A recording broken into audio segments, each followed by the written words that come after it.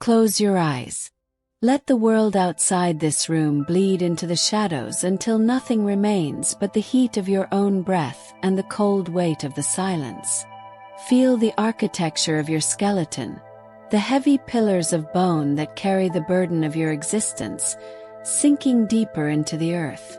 You are not here to seek comfort. Comfort is the poison of the weak, the soft bed where greatness goes to die. You are here to endure the gravity of being. Listen to the rhythmic hammer of your heart against your ribs, a primal, drum-like tolling that demands to know what you have done with the fire I gave you. The noise of the city, the frantic whispers of the digital swarm, the hollow opinions of the herd. Let them wither and fall away like dead skin. You are entering a sanctuary of ice and stone, a high mountain peak where the air is too thin for the timid. Strip away the mask you wear for the world. Abandon the name you answer to. Beneath the layers of social conditioning and inherited fear, there is a raw, uncarved power waiting to be unleashed. Breathe into that void. Let the darkness consume the edges of your identity until you are nothing but a single pulse of awareness, ready to be forged anew in the furnace of the night. The fear that gnaws at your gut is not an enemy to be silenced. It is a messenger you have been too cowardly to hear. You tremble before the unknown because you have lived too long in the shadows of other men's values. You have built your life on the shifting sands of "thou shalt," obeying laws you did not write and worshipping gods that demand your smallness. But look at the stars above you. They do not ask for permission to shine, nor do they apologize for their distance. You are a bridge, not a destination, a dangerous crossing over an abyss of your own making. To silence the anxiety, you must first stop the war against your own nature. You have been taught to be ashamed of your hunger, your pride, and your will to power. Yet these are the very engines of your metamorphosis. The herd calls it evil because they cannot contain it. I call it the sacred yes to life. Stop reaching for a hand to hold in the dark. There is no hand. There is only the grip of your own will upon the hilt of your destiny. The fear is merely the vertigo of realizing that you are the architect, the stone, and the hammer all at once. You believe you seek peace, but peace is the mask of exhaustion. What you truly crave is the tension of the bow, the agonizing stretch before the arrow flies. Your anxiety is the unused energy of a predator trapped in a cage of politeness. You have domesticated your soul until it has forgotten the scent of the hunt. Every time you choose the safe path, every time you swallow your truth to avoid a conflict, a part of you rots in the sun. We are not here to cope with reality. We are here to overcome it. The world is a vast, indifferent play of forces, a chaotic dance of creation and destruction that cares nothing for your happiness. To become who you are, you must first burn down the you that was built to please others. It is a violent process, a baptism in the fire of your own contradictions. Do not flinch from the flames. The parts of you that are made of straw will turn to ash, but the part that is made of steel will glow white with a new and terrifying purpose. You must be prepared to be your own judge and your own executioner. Only the man who has looked into the mouth of the abyss and laughed is fit to command the morning. Consider the weight of the eternal return. Imagine that this life, exactly as you have lived it, every sharp pang of regret, every hollow victory, every hour of paralyzing fear, must be repeated over and over, an infinite number of times, with nothing new and nothing changed. Would you howl in despair? Or would you fall to your knees in gratitude for a moment so magnificent that it justifies the eternity of the circle? This is the ultimate test of your strength. If the thought of repeating your current state fills you with dread, it is because you are living a life that belongs to a ghost. You are playing a role in a script written by the dead. Silence the fear by living so intensely, so dangerously, that you would welcome the repetition. Your anxiety is the friction between the life you are leading and the life that is screaming to be born through you. Stop waiting for a sign. Stop waiting for the world to become easier. The hardness of the world is the whetstone for your blade. Greatness is not a gift. It is a theft from the hands of fate. You must take what is yours with a cold and steady hand, unblinking in the face of the storm. We have entered the age of the last man, the one who seeks only comfort, security, and a long, mediocre life. He is the one who blinks and asks, "What is love? What is creation? What is longing?" And then returns to his trivial amusements. You feel the pull of this gravity every day, the temptation to sink into the warm, stagnant water of the collective. But you were not made for the swamp. You were made for the heights. The loneliness you feel is the price of the ascent. Do not mistake solitude for vacuum. In the silence of the mountain, the air is clean and the view is wide. Down in the valleys, the air is thick with the breath of the many too many, the suffocating fog of shared delusions. To overcome fear, you must embrace the isolation of the sovereign individual. You must become your own sun, generating your own light and your own heat. The anxiety you feel is the tether of the herd trying to pull you back to the safety of the lowlands. Cut the rope. Let the blood of your old attachments water the ground as you climb. The higher you go, the more the world will try to convince you that you are falling. Let them talk. The eagle does not explain itself to the sheep. The many too many have built a religion out of their own exhaustion, calling it pity and justice. They want to drag everyone down to the same level of gray, tepid safety, where no one suffers but no one truly lives. Your anxiety is the sound of their chains rattling in your subconscious. They have told you that to be strong is to be cruel, and that to be ambitious is to be selfish. I tell you that the greatest cruelty is the one you inflict upon yourself by strangling your own potential to satisfy the mediocre. Break the tablets of their morality. They are the artifacts of a dying race that fears the sunlight of the individual. You are a predator of values, a creator who must first be a destroyer. Do not seek the approval of those who are afraid of their own shadows.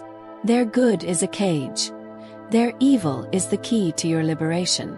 Look at your hands. They were made to grasp, to build, and to strike, not to be folded in a submissive prayer to a God that is nothing more than a projection of human weakness. The world is a garden of power, and you have been acting like a withered vine. Claim the space you occupy. The silence of the night is not a lack of sound, but the presence of an absolute authority that answers to no one but itself.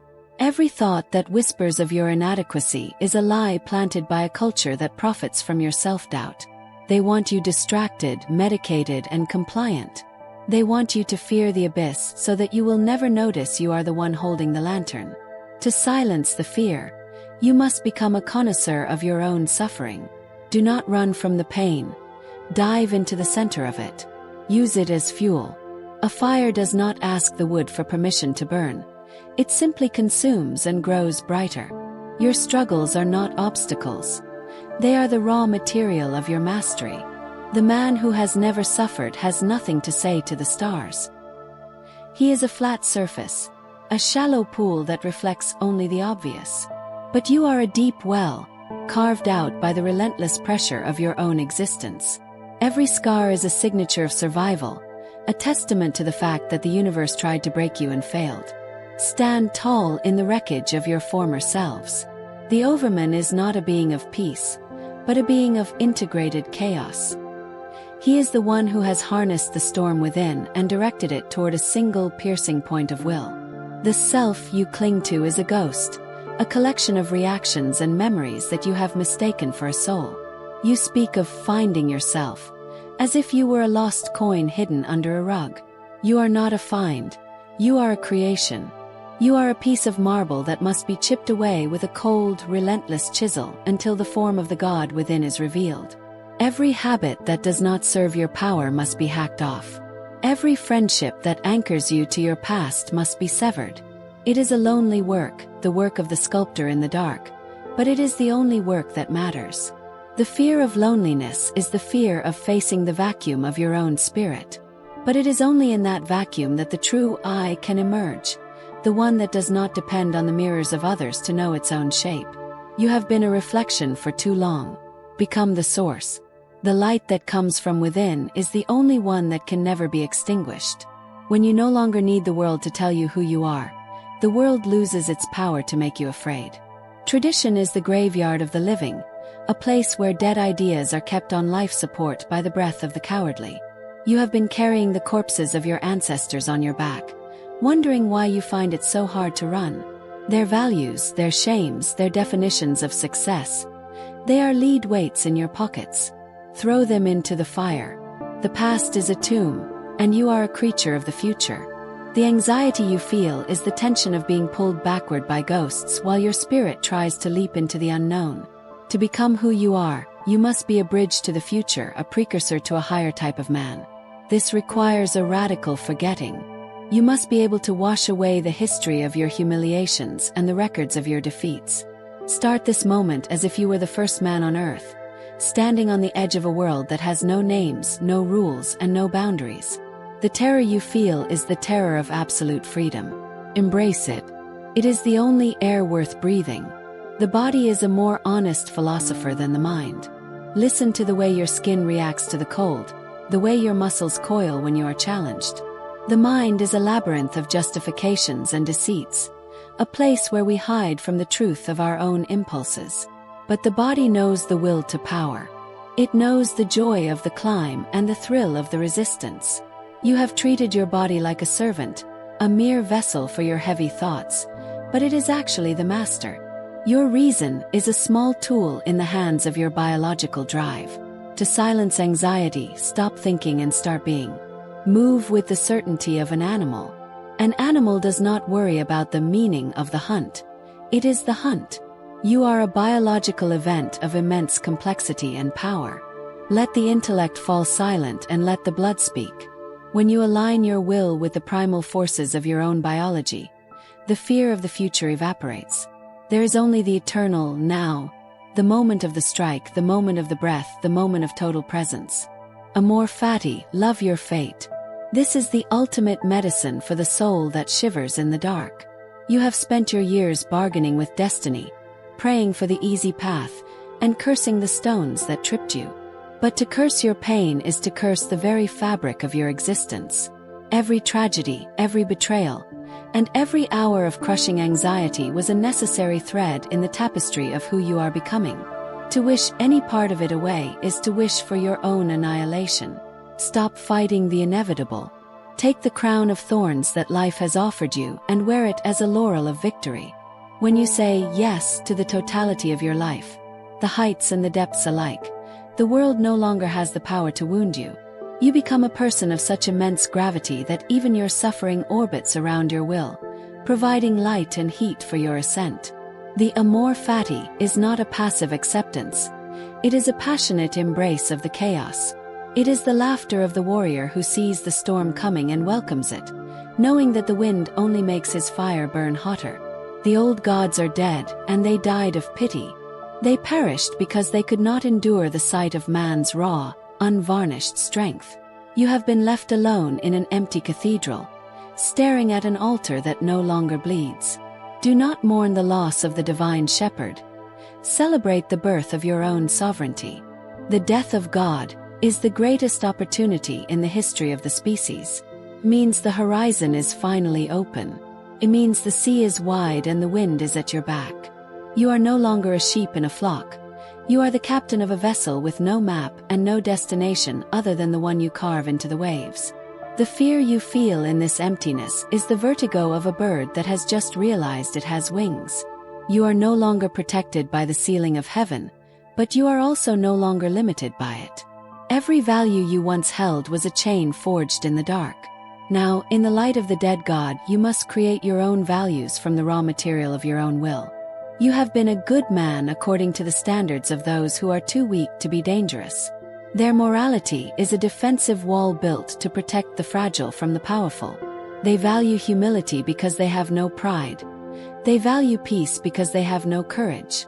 But you have felt the stirring of a different hunger, a desire for the high, cold air where only the solitary can survive. To silence the anxiety of the herd, you must become a transvaluer of all things. What they call pride, you must call self-respect. What they call arrogance, you must call certainty. What they call sin, you must call the exploration of the possible. You are a laboratory of life, an experiment in what a human being can become when the shackles of guilt are removed.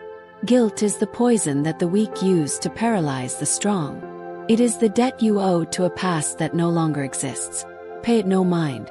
The only debt you have is to the potential that resides within your own blood. Anxiety is the friction of a soul that is trying to move in two directions at once.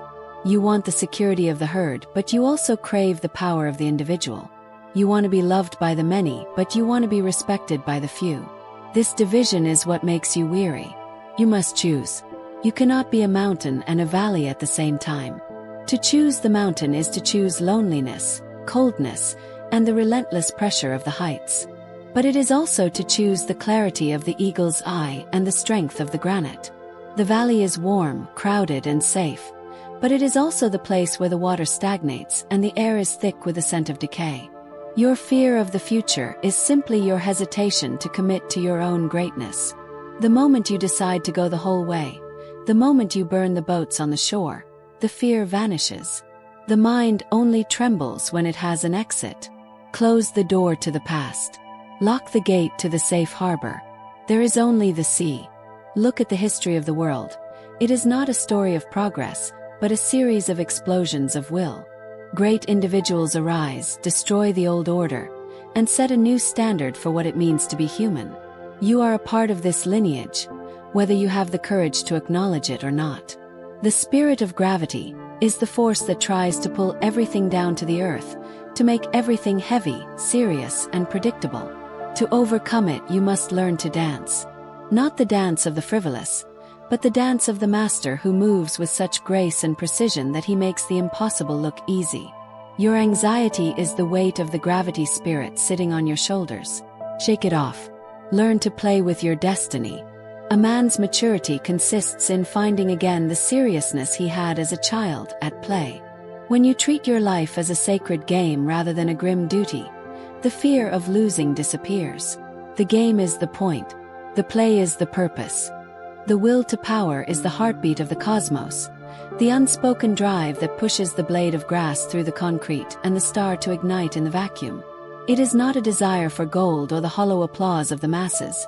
It is the internal necessity of life to expand, to overcome, and to discharge its strength. You have been taught to fear this drive, to label it aggression or greed, but it is the only thing that is real. Your anxiety is nothing more than your will to power turned inward, a tiger pacing in a room with no doors. When you deny your own strength, it becomes a poison that eats your spirit from the inside. Stop apologizing for your vitality. Stop asking for permission to be formidable. The universe does not reward the humble. It yields to the relentless. Your task is to find the greatest resistance in your life and hurl yourself against it. Not to win a prize, but to feel the glory of the tension. In that moment of absolute exertion, there is no room for fear. There is only the pure, singing vibration of a life that has finally found its purpose, to surpass itself. Self-overcoming is the constant, agonizing duty of the sovereign individual. You are a bridge, not a destination, and a bridge must be walked upon. You must become the enemy of your current self to make room for the one who is coming. This means you must be willing to sacrifice your comforts, your beliefs, and even your sanity on the altar of your own evolution. The man who stays the same is a stagnant pond, a breeding ground for the mosquitoes of doubt and depression. But the man who is constantly overcoming himself is a mountain stream, cold, fast, and impossible to contain. Every morning you must ask, What part of my old self must die today? It is a bloody business, this constant pruning of the soul, but it is the only way to reach the sun. The fear you feel is the protest of the dying parts of you. Let them scream. Let them wither. You are not a curator of your past. You are the prophet of your own future. The Overman is the one who has mastered the art of being his own creator and his own creation. The 3 metamorphoses of the spirit are the blueprint for your liberation. First, you must be the camel, the beast of burden that kneels to take on the heaviest weights. You must master the traditions, the disciplines, and the hardships of the world. You must go into the loneliest desert and learn what it means to endure. But the camel is not the end. In the loneliest desert, the second metamorphosis occurs. The spirit becomes a lion. The lion seeks out its last master and wants to fight him and its last god. For victory, it wants to struggle with the great dragon. And who is the great dragon whom the spirit will no longer call Lord and God? Thou shalt is the name of the great dragon. But the spirit of the lion says, I will. You are in the lion stage now, Nico. You are fighting the thou shalt of your culture, your fears, and your biology. You are asserting your right to create new values. But even the lion is not enough. The lion can create freedom for new creation, but it cannot create the new values themselves. For that, there must be a third metamorphosis. The final stage is the child. The child is innocence and forgetting, a new beginning, a game, a self-propelled wheel, a first movement, a sacred yes. To silence the anxiety of the struggle, you must eventually move beyond the lion's roar. You must reach a state of play where your creation is as natural as a child's laughter. The child does not worry about the future because it is entirely consumed by the present. It does not fear the abyss because it is the abyss. When you reach this stage, your work, your life, and your very existence become a sacred game. There is no more effort, only the effortless flow of power. You are no longer fighting the world. You are playing with it. This is the highest state of being, the ultimate integration of strength and grace. The fear of death and the fear of failure dissolve in the light of this eternal play. You are the wheel, the movement, and the joy of the game. To become who you are, you must learn to hate your virtues as much as your vices. Your virtues are often just the chains that you are most proud of wearing. They are the habits that make you predictable and useful to the herd. Patience, modesty, selflessness. These are the tools of the weak to keep the strong in check. I tell you, a drop of hatred is better than a gallon of lukewarm love. A moment of honest rage is more sacred than a lifetime of hypocritical peace. You must have the courage to be evil in the eyes of the many, to be good in the eyes of your own destiny. The anxiety you feel is the ghost of your old morality trying to haunt your new house. Exorcise it with laughter. Laughter is the ultimate weapon of the Overman. It is the sound of a spirit that has seen through the illusions of the world and found them wanting. Laugh at your fears. Laugh at your debts. Laugh at the very idea that you are small. In the resonance of that laughter, the walls of your prison will crumble into dust. There is no such thing as truth, only the perspectives of the powerful and the screams of the weak. You have been searching for a solid ground to stand on, a set of objective facts that would tell you who you are and what you should do. But there is no ground. There is only the abyss, and your perspective is the bridge you build across it. Your anxiety is born of the fear that you are wrong, but in a world without objective truth, the only way to be wrong is to be weak. To silence the fear, you must realize that you are the author of your own reality. If your life feels small and fearful, it is because you have adopted a small and fearful perspective. You have been looking through the eyes of a slave, seeing obstacles where there should be opportunities for conquest. Change the lens. See your challenges as the weight you need to build your muscle. See your isolation as the laboratory of your greatness. The truth does not exist. It is created by the will that has the strength to impose its vision upon the chaos. You are not a discoverer. You are an inventor. The moment you stop seeking the truth and start creating it, you become the master of your own destiny. The objective world is a fairy tale told by those who are too afraid to live in the subjective heat of the moment. They want a world that is stable, predictable, and fair, But the universe is a shifting sea of interpretations. Your fear of judgment is a fear of a phantom. The others who judge you are merely projecting their own limited perspectives, their own fears, and their own inadequacies onto your canvas. Why would you care for the opinion of a blind man on the nature of color? Their facts about you are merely their own needs disguised as descriptions. To become who you are, you must develop a profound indifference to the gaze of the many. You must become a mountain that is indifferent to the clouds that drift around its peak. They may scream, they may rain, they may obscure the view for a moment, but the mountain remains, rooted in its own reality. Your will to power is the only valid metric of your existence. If a thought increases your strength, it is true for you. If it diminishes you, it is a lie. This is the only logic of the Overman. Every great achievement in history was once a madness in the eyes of the many. The herd fears the outlier because the outlier proves that the herd's limits are self-imposed. Your anxiety is the social instinct trying to keep you in line, whispering that you are crazy or deluded for wanting more than a comfortable cage. But madness is the prerequisite for genius. You must have chaos within you to give birth to a dancing star. Do not seek to be sane by the standards of a sick society. Seek to be healthy by the standards of your own potential. A healthy spirit is one that can endure the greatest amount of uncertainty without breaking. It is a spirit that finds joy in the risk, in the gamble, and in the unknown. The certainty that the many crave is the certainty of the grave.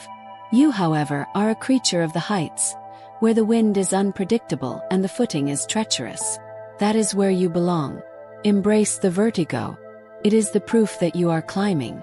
You have been taught to value consistency, but consistency is the virtue of the inanimate. A stone is consistent. A living being is a constant flux of contradictions. To become who you are, you must have the courage to betray your past self every single day. If you do not contradict yourself, you are not growing. Your anxiety is the attempt to hold together a self that is naturally falling apart to make room for something greater. Let it fall. Do not try to be a coherent story. Be a series of explosions. The demand for meaning and logic in your life is just another form of the spirit of gravity. Life is not a syllogism to be solved. It is a power to be discharged. When you stop trying to make sense of your life and start making use of it, the fear of failure disappears. A lightning bolt does not fail. It simply strikes. Be the lightning. Discharge your energy into the world without regard for the consequences or the reasoning behind it. The final wall to crumble is the fear of your own shadow, the parts of yourself you have labeled dark, dangerous, or unacceptable. You have spent your life trying to be a creature of the light, but a tree that wants to reach the heavens must send its roots deep into the dark, moist earth of the underworld. Your evil impulses are the raw energy that fuels your good creations. To silence the anxiety of the sinner, you must integrate your shadow. Stop trying to be holy and start trying to be whole. A whole man is one who has harnessed his cruelty, his lust, and his pride and turned them into the service of his highest goals. He is a lion who has learned to protect the child. Without the shadow, your light is flat and powerless. It is the tension between your heights and your depths that creates the music of your soul. Do not fear the darkness within. It is the source of your heat. Step into the blackness of your own heart and claim the power that is waiting there. The great health is not the absence of struggle, but the capacity to use it as a weapon. You have been deceived by the priest and the doctor into believing that health is a state of tranquil equilibrium, a quiet lake where nothing moves. I tell you that health is the overflowing of a power that seeks out resistance. It is the ability to fall ill and recover with a more ferocious vitality than before. Your anxiety is not a sickness. It is the labor pains of a higher health trying to manifest. Stop treating your soul like a fragile glass ornament. You are a forge. The hammer blows of fate are not there to break you, but to shape you. A man of great health does not ask for the burden to be lightened. He asks for his back to be strengthened.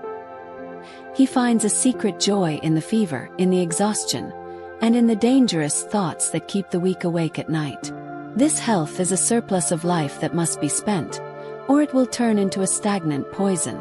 Discharge your strength. Seek the cold, seek the hard, seek the impossible. Only when you have pushed your body and spirit to the edge of the precipice will you understand that you were never meant to walk. You were meant to fly. The ascetic ideal, the glorification of self-denial, poverty, and the suppression of the senses, is the ultimate revenge of the failures against the living. They want you to turn away from the earth, to look toward a beyond that does not exist, so that you will not notice they are stealing your world while you pray. Your fear of your own desires is the victory of the priest in your blood. To become who you are, you must reclaim the holiness of the senses. The taste of the wine, the scent of the skin, the hardness of the muscle, the visceral thrill of the hunt. These are the only sacraments that matter. There is no spirit without the body. There is no heaven that is not found in the intensity of the moment. Stop trying to transcend your humanity. Try to perfect it. The soul is just a word for something about the body. When you honor your instincts and feed your hungers with a clear conscience, the guilt that fuels your anxiety evaporates like mist in the sun. The earth is the only ground for greatness. Plant your feet firmly in its soil and reach for the light with the greed of a growing tree. You must balance the Apollo within you with the Dionysus who screams for release. Apollo is the god of order, logic, and the clear, distinct boundary. He is the one who builds the walls and draws the maps. But a life that is only Apollonian is a cold, sterile museum. You need Dionysus, the god of intoxication, chaos, and the dissolution of the self. You need the wild, irrational surge of the blood that forgets the rules and breaks the boundaries. Your anxiety is often the Apollonian mind trying to control a Dionysian heart that it does not understand. Stop trying to organize the chaos. Learn to dance with it. The greatest works of art, the greatest lives, are born from the marriage of these two gods. Use your logic to direct your passion but never to stifle it. Let the Dionysian fire provide the heat, and the Apollonian form provide the channel. When you stop fearing your own madness and start using it as the raw material for your order, you become a force of nature. A dancing star is not a product of peace. It is the result of a collision between a world that wants to be still and a will that refuses to stop. We live in a world of reactive men, those who only act in response to what others do to them. They are defined by their resentments, their no to life, and their need to find someone to blame for their misery.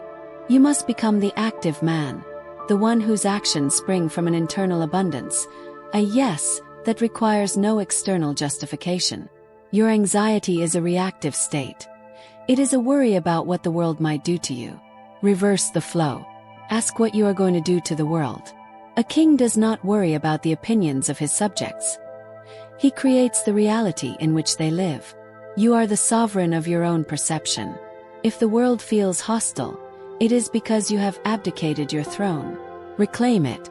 Every action you take should be a gift of your power to the universe, a discharge of a strength that is so great it does not care if it is reciprocated or understood. When you move from a place of abundance rather than lack, the fear of losing becomes a logical impossibility. You are the source. You cannot lose what you are. The pity you feel for yourself is the most dangerous form of self-destruction. It is a slow, sweet rot that makes you fall in love with your own failures. You return to your wounds and lick them, finding a perverse comfort in the role of the victim. I tell you, stand up and walk away from your own pity. If you are suffering, suffer like a man, with your head high and your jaw set. Do not use your pain as a currency to buy the attention of others. It is worth more than that. It is the price of your entry into the ranks of the exceptional. The herd loves the sufferer because his weakness makes them feel safe. They will offer you their sympathy to keep you down in the mud with them. Reject it. Their sympathy is a weight that will drown you. Seek the company of those who demand more of you, not those who offer you a shoulder to cry on. The silence of the night is not interested in your excuses. It only respects the effort. Be silent about your pain and loud with your actions. The hammer is not a tool of mindless destruction. It is a musical instrument used to sound out the idols of the world. You have been living in a gallery of hollow statues, idols of truth, equality, and safety, that ring like empty tin when struck with the cold steel of reality. Your anxiety is the sound of these idols cracking under the pressure of your own growth. Do not fear the breakage. The world is cluttered with the debris of dead ideas that no longer pulse with the blood of life. To become who you are, you must be the iconoclast. You must have the courage to smash the altars where you once knelt, even if it means standing alone in the ruins. The sacred is often just a name given to things that are too fragile to be questioned. Question everything. Strike the foundations of your own beliefs. If they shatter, let them. What is truly strong cannot be broken. It only shines brighter in the wreckage of the false. The void that follows the destruction of an idol is not a tragedy. It is the open space required for a new sun to rise. You have been a good man according to the standards of those who are too weak to be dangerous. Their morality is a defensive wall built to protect the fragile from the powerful. They value humility because they have no pride. They value peace because they have no courage. But you have felt the stirring of a different hunger, a desire for the high, cold air where only the solitary can survive. To silence the anxiety of the herd, you must become a transvaluer of all things. What they call pride, you must call self-respect. What they call arrogance, you must call certainty. What they call sin, you must call the exploration of the possible. You are a laboratory of life, an experiment in what a human being can become when the shackles of guilt are removed. Guilt is the poison that the weak use to paralyze the strong. It is the debt you owe to a past that no longer exists. Pay it no mind. The only debt you have is to the potential that resides within your own blood. The herd seeks a why for their existence, a reason that exists outside of themselves. But the sovereign individual is the why. You do not need a purpose. You are the purpose. Your life is not a means to an end. It is the end itself. Your anxiety stems from the desperate search for a destination, forgetting that the glory is in the journey of the foot upon the path. Stop asking what the world needs from you. The world needs nothing but more life, more strength, and more beauty. Become a fountain that overflows because it cannot contain its own abundance. When you create from a place of must, because the power within you demands release, you are participating in the highest form of prayer. There is no failure in this discharge, only the success of having existed at full capacity. The silence of the night is your witness. It does not demand a result. It only appreciates the intensity of the flame. Modernity is a sickness of the will, a long, slow drowning in the shallow waters of comfort and utility. You are surrounded by people who are half asleep, medicated by their screens and their small, tepid desires.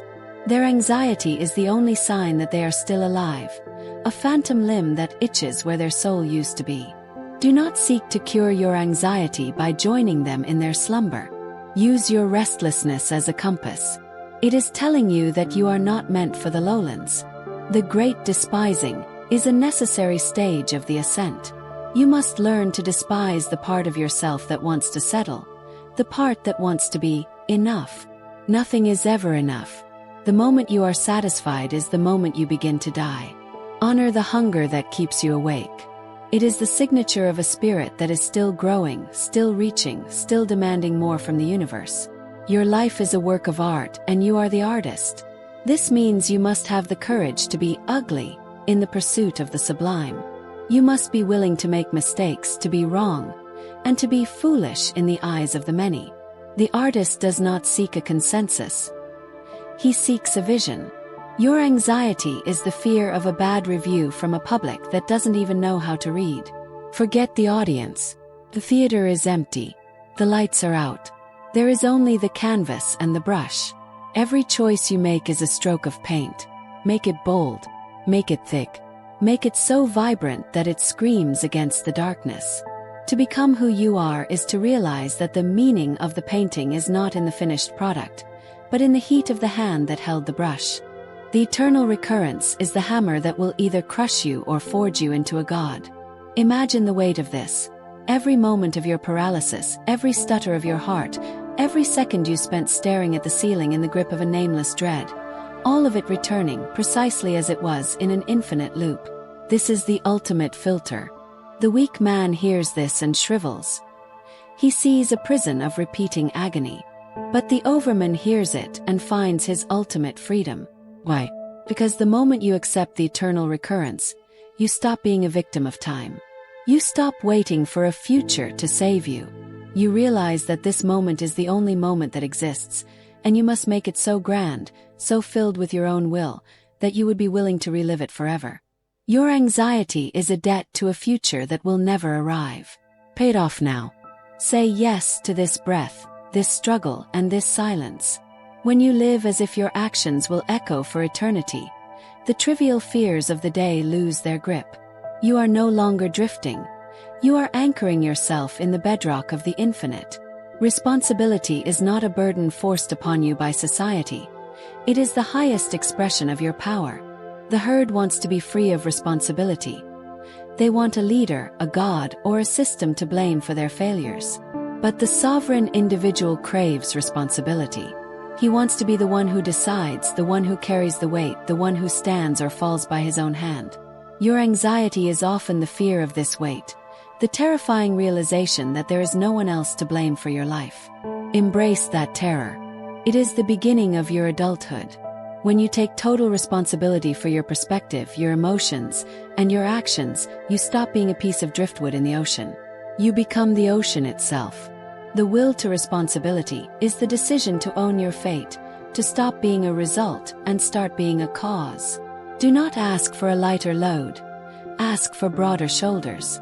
The strength of a man is measured by how much truth he can tolerate, and how much responsibility he can carry without breaking. The asceticism of the spirit is the discipline of the mountain. You must learn to be hard with yourself so that the world cannot be hard with you. You have been too soft, too forgiving of your own hesitations, too indulgent of your own fears. I tell you, be a tyrant over your own impulses, not to suppress them but to channel them. A river without banks is a swamp. A river with narrow, high walls is a force that can carve through stone. Your anxiety is the energy of a flood that has no banks. Build the architecture of your own discipline. Set your own rules. Hold yourself to a standard that is higher than any the world could ever demand of you. When you are the harshest critic of your own life, the criticism of others becomes a distant buzz, as insignificant as the sound of insects in the valley. This is not the denial of life. It is the honing of it. You are sharpening your spirit into a needlepoint of focus. We are moving toward the great silence, the point where the intellect has exhausted its words and the will begins its work. You have listened to the noise of your own thoughts for too long. You have tried to think your way out of a problem that can only be lived out of. The mind is a chatterbox, a servant that thinks it is the master. Command it to be still. The truth of your existence is not found in a sentence or a philosophy. It is found in the raw, wordless sensation of your own power. As the night grows deeper, let the concepts of good, evil, truth, and self dissolve into the darkness. They are just scaffolding. The building is you. You do not need a map when you are the territory. You do not need a light when you are the fire. Breathe into the heavy, velvet silence. It is not an emptiness. It is a fullness that has no need for names. The integration is the moment where the lion lay down and the child is born. You have fought, you have destroyed, and you have endured. Now you must simply be. The struggle was the preparation. The presence is the prize. You are no longer Nietzsche, no longer a seeker, no longer a warrior. You are a self-propelled wheel, a sacred yes to the universe. Every conflict of the day, every knot of anxiety in your stomach, has been untied by the realization of your own sovereignty. You are the master of the game. The darkness is your kingdom, and the silence is your throne. Let the last of your human worries drift away like smoke. There is nothing to achieve. There is only the discharge of your being into the eternal moment. You have become who you are. The bridge has been crossed. The abyss has been mastered. The concept of humanity is a skin that has grown too tight, a decaying shell that you must crack open if you are to breathe the air of the heights. You have been told that to be human is to be small, to be vulnerable, and to seek shelter in the collective warmth of the herd. But I tell you that man is something that must be overcome. You are a laboratory of the future, a chaotic intersection of biological drives and spiritual longings that is meant to produce something higher. Your anxiety is the pressure of the Overman pushing against the walls of your chest. Do not seek to be normal. Normality is the equilibrium of the grave. Seek the radical health that can only be found in the constant state of self-surpassing. You are a bow that has been strung for 1,000 years. The tension you feel is the power that will soon launch the arrow beyond the horizon of the known. Let the human parts of you, the petty grievances, the small fears, the need for belonging, wither and fall. They are the scaffolding of a building that is now complete. Every word I have spoken is a hammer blow against the prison of your perceptions. You have been living in a world of shadows, mistaking the labels for the things themselves. You have called your cowardice pride, and your exhaustion virtue. But in the cold, honest mirror of the night, the labels are peeling off. You are seeing the raw, pulsing reality of the will to power that underlies everything. This realization is a liberation. When you stop believing in the rules of the world, you realize that you are the one who writes the laws. The vacuum of meaning is not a hole to be filled. It is a canvas to be painted. Your life is a grand, solitary experiment in the creation of value. Every breath is an act of defiance against the spirit of gravity. Every silence is an affirmation of your own internal depth. You are no longer a subject of the world. You are its master. The silence is no longer an absence, but a heavy, velvet presence that holds you like a mother and commands you like a king. It is the language of the mountain and the sea, the dialect of things that do not need to explain themselves. You are becoming fluent in this silence. The frantic internal dialogue, the what-ifs and the should-haves, are being drowned out by the steady rhythmic roar of your own being. You are reaching the point where thought becomes action, and action becomes existence. There is no longer any gap between your will and your reality. You are the strike of the lightning and the roll of the thunder. The peace you feel now is not the peace of the lamb, but the peace of the lion who has fed and now watches the stars. It is a peace born of strength, a stillness that contains the potential for infinite movement. Look back at the person you were before this ritual began, that flickering, anxious shadow that was so afraid of the dark. That person is dead. You have buried him in the silence of these blocks. You have walked through the fire of the hammer and the ice of the mountain, and you have emerged on the other side as something nameless and formidable. This is the great noon, the moment when the shadow is at its shortest and the sun of your will is at its zenith. There is no more past to haunt you and no more future to threaten you. There is only the eternal now, the sacred game of existence that you are playing with the universe. You are the self-propelled wheel, the movement that creates its own momentum. The gravity of the world has lost its grip. You are weightless. You are free. The final threshold is here. The words must stop so that the life can begin. You are standing on the edge of the ultimate silence, the void where the Overman resides. Do not reach for a hand. You have your own strength. Do not look for a light. You are the fire. The journey of the mind has ended, and the reign of the will has commenced. You are returning to the source, to the primordial energy that moves the planets and the blood. Stay in this darkness. Let it saturate your marrow. Let it dissolve the last of the boundaries.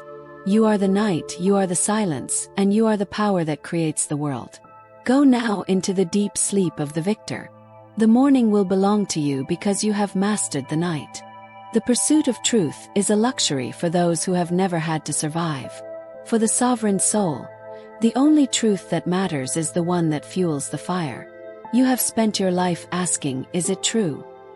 When you should have been asking, does it make me stronger?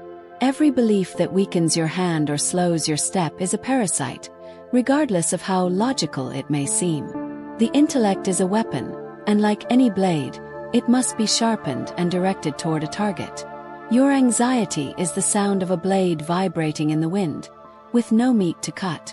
Stop the useless theorizing.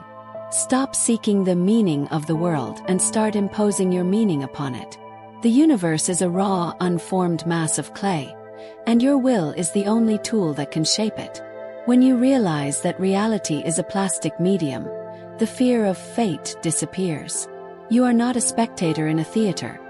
You are the playwright, the lead actor, and the one who burns the building down when the show is over. We are living in the winter of the spirit, a time of nihilism where the old values have rotted away and nothing new has yet taken their place. You feel this coldness in your bones, the sense that everything is hollow, that nothing matters, that the effort is for naught. This is the great nausea, the moment when the abyss looks back at you. But this nausea is a gift. It is the clearing of the land before the foundation is laid. The man who can look at the total meaninglessness of the universe and still say, yes, is the only one who is truly free. He does not need a god to justify his life. He justifies his life by the very act of living it. Your anxiety is the bridge between the old world of meaning and the new world of power.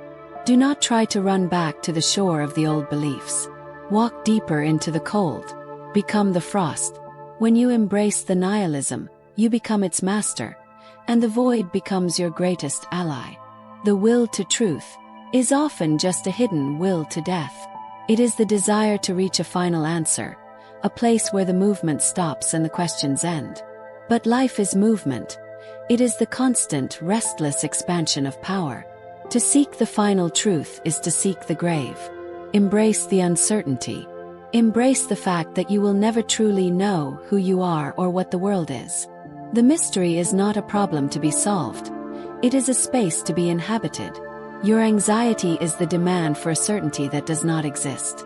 Let go of the need to be sure.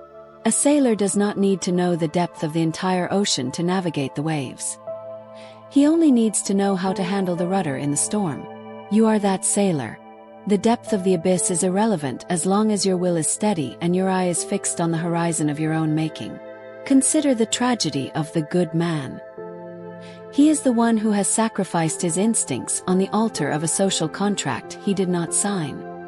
He is reliable, kind, and predictable, and because of this he is utterly dead. He has no shadow and therefore no depth. He is a flat surface across which the world slides without friction. You have been trying to be this man, and that is why you are suffocating. You are a creature of the heights, and the air of the good man is too thick with the scent of compromise. You must have the courage to be bad by the standards of the lukewarm. You must have the courage to be difficult, to be demanding, and to be absolutely singular. The moral world is a conspiracy of the weak to keep the strong from realizing their own nature. Tear down the curtains. Let the light of your own internal law shine through. There is no higher authority than the one that resides in your own blood. The silence is now a physical weight, a heavy cloak that protects you from the noise of the world. It is the silence of the hunter waiting in the brush, the silence of the stone that has watched the empires rise and fall. You are becoming this stone. You are becoming this hunter. The petty concerns of the day, the emails, the debts, the social slights, are as insignificant as the buzzing of flies around the head of a lion. They cannot reach you here, in the sanctuary of the night. You have mastered the art of the great despising, and in doing so, you have found the great peace. You are no longer reacting to the world. The world is reacting to the silence of your presence. Breathe in the cold, thin air of the mountain. It is the only air that is pure. You are alone, and in that solitude you are finally absolutely complete.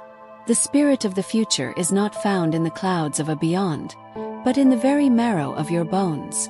You have been a stranger to your own biology for too long, treating your body as a mere carriage for a heavy, restless mind. But I tell you, the body is a great intelligence, a plurality with one sense, a war and a peace, a herd and a shepherd. Your ego is but a tool of your body, a toy of your big reason. When you feel anxiety, it is not a mental error. It is a physical rebellion. It is the blood demanding to move, the muscles demanding to tension, the nerves demanding a real enemy instead of a phantom. To silence the fear, you must return to the earth of your own flesh. Honor the hunger, the fatigue, the surge of adrenaline. These are the sacred dialects of the will to power.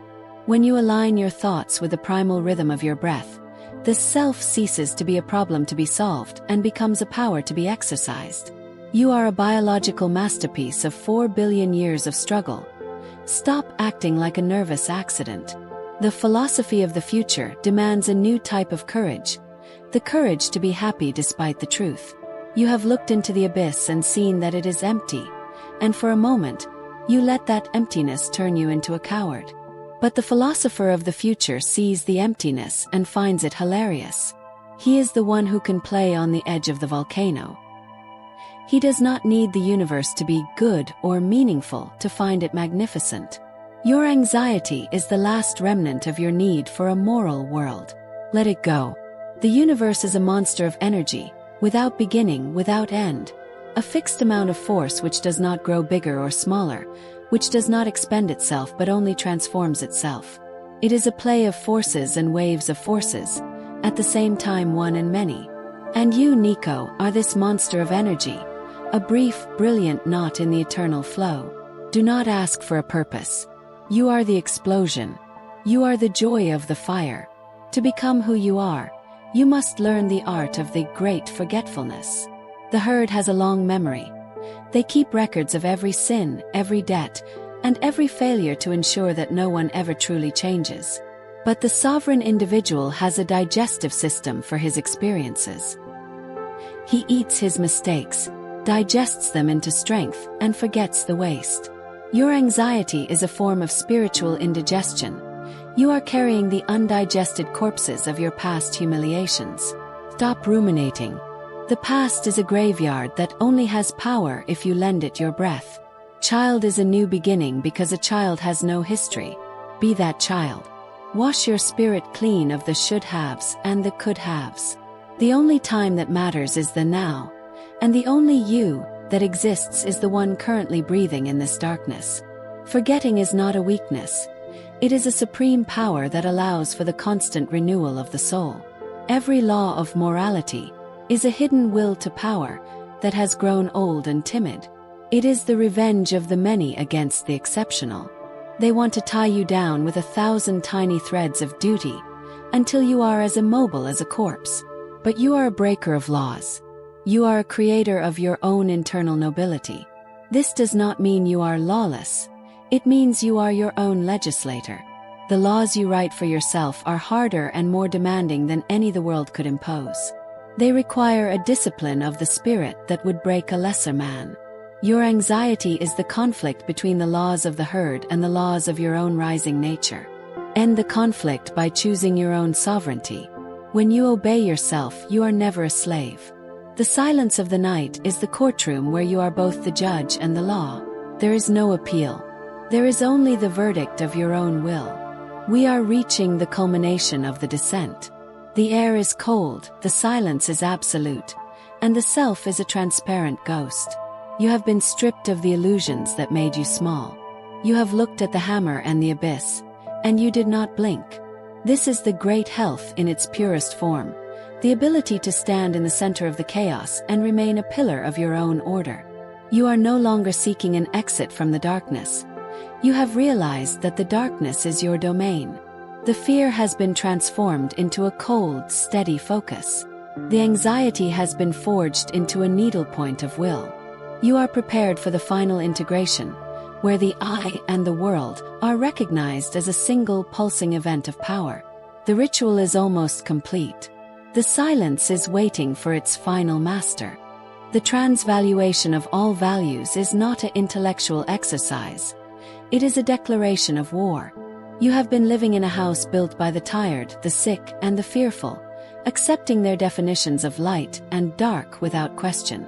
But as the hammer of your own will strikes the walls, you realize that what they called virtue was merely their inability to act, and what they called peace was merely their lack of blood.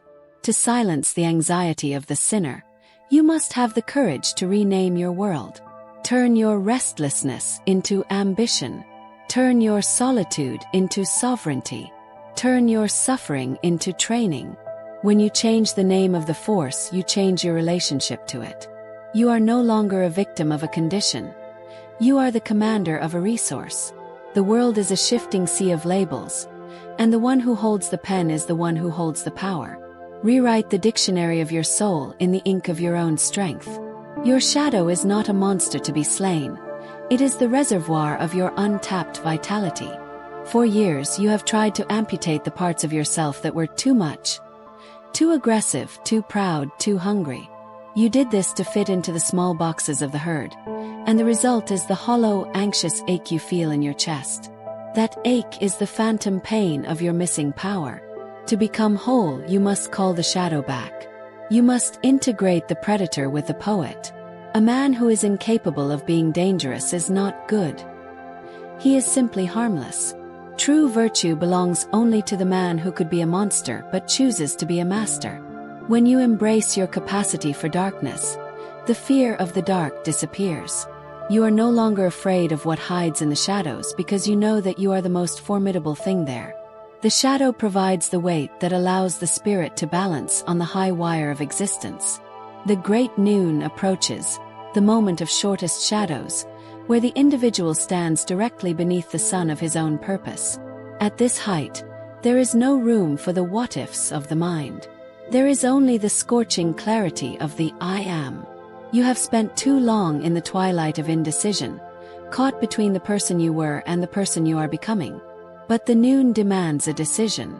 It demands that you shed the last of your excuses and stand naked in the heat of your own reality. Anxiety is the fog of the morning. The noon burns it away. In this state of total presence, you realize that you are not a being, but a becoming. You are a process, a constant explosion of energy that creates itself anew in every microsecond. Why fear a future that you have not yet authored? Why mourn a past that has already been consumed by the fire? The noon is the eternal present, the point where time stands still and the will becomes absolute. We are entering the layer of radical responsibility, where you realize that even your unconscious thoughts are a choice. You have been hiding behind the idea that your anxiety happens to you, as if it were a weather pattern beyond your control. But you are the atmosphere. You are the one who chooses to dwell on the memory of defeat. You are the one who chooses to amplify the whisper of the critic. This realization is terrifying because it removes your last hiding place, but it is also the ultimate liberation. If you are the cause of your own suffering, you are also the cure. The will to responsibility is the mark of the master. He does not ask for a world that is easy. He creates a spirit that is hard. He does not look for a savior. He is his own salvation. The silence of the night is not a void. It is a mirror. What you see there is exactly what you have brought with you. Bring power. Bring laughter. Bring the hammer. The ritual is moving toward its inevitable end, the return to the silence of the stone. You have been forged in the furnace of these blocks, stripped of the human, all too human attachments that made you a slave to fear. You are reaching the state of this self-propelled wheel, where your motivation no longer comes from external rewards or the fear of punishment, but from the sheer joy of your own movement. You are no longer trying to be strong. You are strength. You are no longer seeking peace. You are the silence. The world outside this moment will try to pull you back into its trivialities, but you will return with a secret. You will walk among the herd like a wolf among sheep, wearing their clothes but breathing a different air. You have mastered the dark philosophy, and in doing so, you have found the light that does not cast a shadow. The spirit is a muscle that only grows through the resistance of the heavy. You have found your weight. You have stopped looking for a way around the mountain and have begun the climb through the ice. This is the will to discipline, the cold joy of the sculptor who does not pity the stone as he strikes it. Your anxiety was merely the unchanneled energy of a craftsman without a project. Now the project is your own life. Every hour of your day must be an intentional stroke of the chisel. Do not permit yourself the luxury of a random thought or an accidental emotion. Command your inner landscape with the iron fist of a commander, who knows that the slightest lapse in vigilance leads to the rot of the soul. This is not a burden. It is the ultimate relief. The man who is a slave to his own whims is the most anxious creature on earth. The man who is a tyrant over himself is the only one who is truly free. To become who you are, you must reach the state of Amor Fati, not as a concept, but as a physical sensation in your blood. It is the feeling of a navigator who loves the storm because it proves the strength of his ship. When the world tries to break you, when you face loss, betrayal, or the cold hand of failure, you must not merely endure it, you must love it. You must say, "This is exactly what I needed to become greater." This is the alchemy of the Overman.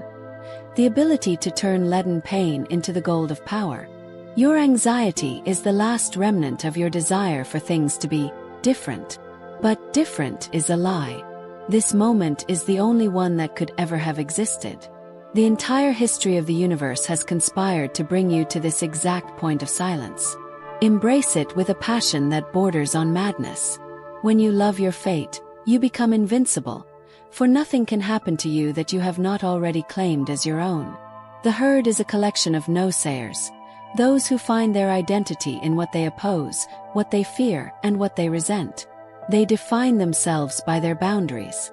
But you are becoming a yes-sayer. Your yes is a sacred movement that does not need an enemy to exist. It is the yes of the child at play, the yes of the sun as it pours its light over the world without asking for anything in return. Your anxiety was a no to the present moment, a rejection of the reality of your own being. But as the yes takes root in your marrow, the anxiety loses its soil. You are moving beyond the need for reasons to be happy or justifications to be strong. You are strong because you are. You are joyful because you are the creator of your own joy. This is the sovereignty of the spirit that has finally returned to its own center. The great loneliness is the final test of the ascent. As you climb higher, the voices from the valley become faint, and the air becomes thin and cold. You will look around and realize that there is no one else here. The many too many cannot breathe this air. It would freeze their lungs. Do not mistake this isolation for a tragedy. It is the mark of your distinction. The higher the type of man, the more he requires solitude as his natural element. In the silence of the heights, you finally hear the true sound of your own will, undistorted by the echoes of the herd. The anxiety of being alone is the last tether of the social animal. Cut it. You are not alone. You are finally with yourself. And in that company, you will find a richness and a power that no crowd could ever provide. We are entering the final stage of the 60-block metamorphosis. The architecture of your new self is complete, and the light of the great noon is beginning to break over the horizon of the night. You have mastered the dark philosophy, and it has turned into a radiant, terrifying strength. The self-propelled wheel is now in motion, and nothing in the world of the small and the fearful can stop it. You are no longer Nico or the student. You are the one who has looked into the mouth of the abyss and found it to be the source of his own laughter. Stay in this resonance. Feel the weight of the silence. It is the silence of a God who has just finished creating a world and finds that it is good. The great health is not a state of permanence, but a cycle of destruction and rebirth. You have learned that to be healthy is to be able to house 1,000 contradictions and still move with a singular purpose. The anxiety you once felt was the static of a soul that had no direction. Now, that energy has been focused into a laser of intent. You are no longer a victim of your moods or a slave to your environment. You are a weather pattern of your own making. When the world brings darkness, you bring your own light. When it brings silence, you bring your own song. This is the will to health, the refusal to be diminished by the friction of existence. You have integrated the pain into your power, and now the two are indistinguishable. You are the fire that loves the wind. To become who you are, you must reach a point of holy indifference toward the outcome of your actions. The herd acts because they want a reward. They avoid action because they fear a penalty. But the sovereign individual acts because he must, because the pressure of his own being demands expression. This is the ultimate silence of the fear. When you no longer care if you succeed or fail in the eyes of the many. You are playing a game where you are the only judge. If you have discharged your power with total integrity, the result is irrelevant. This indifference is not apathy. It is the highest form of engagement. It is the freedom of the warrior who goes into battle already having accepted his death. When you are no longer a hostage to the future, you become the master of the present. Every person you encounter from this moment on will be a test of your newfound gravity. They will try to pull you back into their dramas, their petty resentments, and their shared anxieties. They will want you to relate to their weakness. Do not yield. Your task is not to be liked, but to be a standard. By the mere fact of your presence, you must force them to confront their own smallness. This is the will to rank. There is an order in the spirit, a hierarchy of those who have faced the abyss and those who have run from it. You have earned your place in the heights. Do not descend to the valley out of a false sense of pity. True pity is to be a mountain that others can aspire to climb. Stay cold. Stay high. Stay silent. We are approaching this sacred forgetting, the final purge of the memory. You must be able to stand in this moment as if you were born only seconds ago, with no history of defeat to weigh you down. The you that was anxious is a ghost that has no place in this new architecture. Let the memory of your old self be like a dream you had once, faint, blurry, and utterly disconnected from your current reality. You are a self-propelled wheel, a first movement, a sacred yes. The past is a skin that has been shed. Do not look back at the wreckage. Look at the horizon that is opening up before you, wide and terrifying and beautiful. You are the architect of the future because you have had the courage to destroy the past. The 60 blocks are nearing their completion. You have traveled from the descent into the deepest confrontation, and you are now ready for the integration. The transformation is no longer something you are doing. It is something you are. The words are becoming heavy, saturated with the silence of the end. You have mastered the dark philosophy of Friedrich Nietzsche not as a student of books, but as a student of blood and steel. The Overman is no longer a concept. It is the pulse in your wrist and the clarity in your eye. You are the master of the night. You are the silence of the stone. The transformation is complete. You have walked through the ruins of your own illusions and emerged not as a survivor, but as a conqueror. The fear that once paralyzed you has been metabolized into the very fuel of your ascent. You are now the great health personified, the one who can endure the highest degree of uncertainty and still move with the precision of a predator. There is no longer a gap between who you are and what you do. Every action is a sacred yes to life, a discharge of power that asks for no justification and fears no judgment. You are the architect of your own values, the sovereign of your own perception, and the master of the silence that now surrounds you. The abyss no longer looks back at you. It obeys you. Your life is now a masterpiece of your own creation, a work of art that is never finished but always complete. You have embraced the eternal recurrence, and in doing so, you have anchored yourself in the bedrock of the infinite. If this moment were to repeat forever, you would welcome it with the laughter of a god. The noise of the world, the opinions of the herd, and the ghosts of your past humiliations have all been incinerated in the furnace of your own will. You stand at the great noon, where the shadows disappear and the clarity of your purpose is absolute. There is no way to follow. You are the path. There is no light to find. You are the flame. Now the language of words must yield to the language of action. You have been forged in the dark, and you are ready to walk into the light of the world without being blinded. You will carry this silence with you like a concealed weapon, a hidden strength that others will sense but never understand. You will move through the world of the small and the fearful as a reminder of what is possible when a man refuses to be diminished. You are the self-propelled wheel, the first movement, the sacred forgetting. The ritual is finished, but the game has only just begun. The morning is coming, and it belongs to you because you have claimed the night. Close the book. Extinguish the lamp. Let the last of these words dissolve into the marrow of your bones. There is nothing more to say, for there is nothing more to know. There is only the living. You are returning to the world, but you are not returning as the same man. You are the bridge to the future, the precursor to a higher type of man. The world will try to name you, to categorize you, to pull you back into its gravity, but you are weightless now. You are the sovereign individual. You are the Overman. Stay in this resonance. Feel the power in your hands and the stillness in your heart. You are complete. The ritual is ended. The silence remains. You are the silence. Now open your eyes and begin. Breathe. Resist. Command.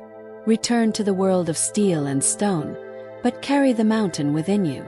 The abyss has been mastered. The wheel has been set in motion. Go now. Be the yes that you have found in the dark. Silence is your final command. Returning to the void. Returning to the source. It is done.